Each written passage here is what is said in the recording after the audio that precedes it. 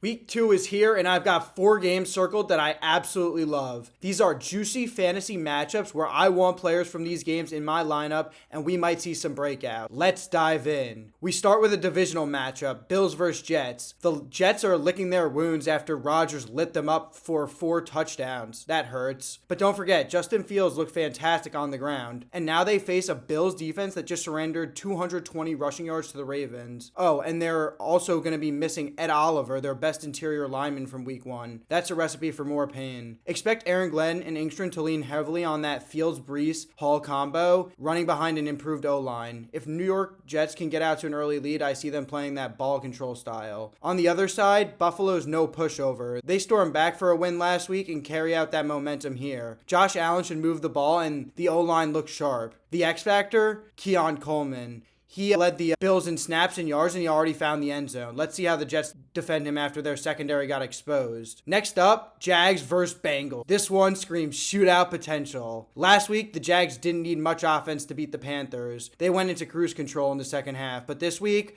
whole different story. Brian Thomas Jr. had just 1 catch on 7 targets. He's due for a bounce back. And Travis Etienne is a locked-in starter with Bigsby traded away to the Eagles. Brenton Strange is also a sneaky tight end play, and rookie Travis Hunter should keep earning more and more snaps and routes. Jacksonville wants both Hunter and Brian Thomas Jr. involved. Now the Bengals, week 1 was ugly. Jamar Chase and T. Higgins got locked down by Denzel Ward and the Browns, and that seems to be a constant. But Joe Burrow usually shreds non-divisional AFC opponents. He's also top 2 against zone coverage, and Jacksonville runs zone at the 4th highest rate. That sets up perfectly for Chase and Higgins to rebound. And how about Chase Brown? He had every single RB carry last week, and that's exactly the usage fantasy managers want to see. I'm expecting a high-scoring affair with both offenses, and expect them to get their playmakers the ball. Watch how Burrow distributes the ball between Chase and T, and on the Jaguars side, ETN should see early down volume, and BTJ and Hunter in the passing games. They're perfect for fantasy managers looking for points. Our third matchup, Dolphins-Patriots. Both teams come in under pressure. The Dolphins look like a mess in week 1. The one bright spot, Devon Achane finding the end zone. Now they have a Patriots defense without Christian Gonzalez. That's a massive blow, and it gives Tua a juicy matchup to attack downfield. Expect him to test that replacement corner early and often. I really expect that Tua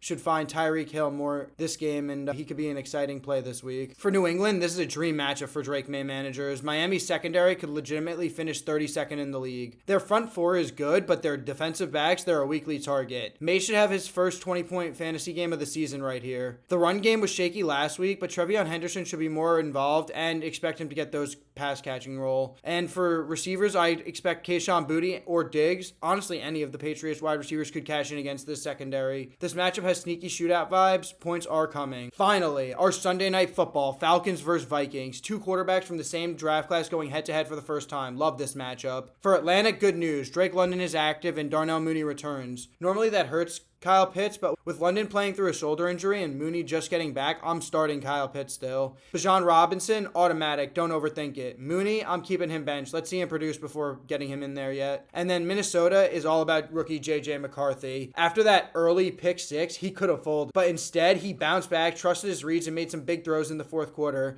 and that rushing touchdown. That's exactly what you want to see. Justin Jefferson is locked in, no questions, and don't sleep on Jordan Mason or Aaron Jones, as both have flex value in this game. This should be a fast-paced, entertaining, primetime battle, the perfect way to close out week 2. And there you have 4 games that I definitely love in week 2. And if you got players in these matchups, feel good about starting them. And if you want even deeper breakdowns, make sure you tune into my show, Below the Surface. Let's win some fantasy football championships this year.